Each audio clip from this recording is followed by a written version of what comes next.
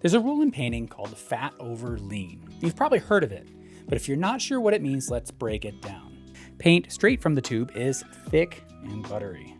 It's simply just pigment suspended in oil, and it's a layer of oil that provides the structural integrity over time.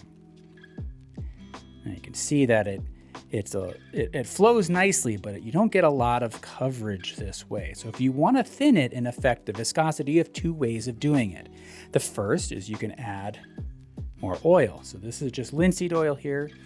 And what that's doing is it's extending the oil in the paint.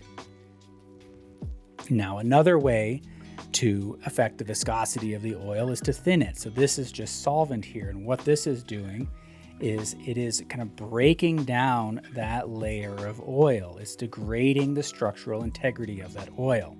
So when we thin the oil like this, we refer to that as lean. When we extend the oil like this with more linseed oil, that is fat.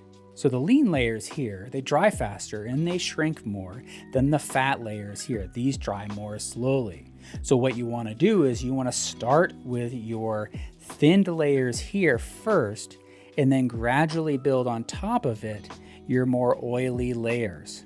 So if you were to reverse that and put the oily layer down first and then put a thin layer on top of it, this would dry more slowly, this would dry more quickly, and they're not going to bond properly.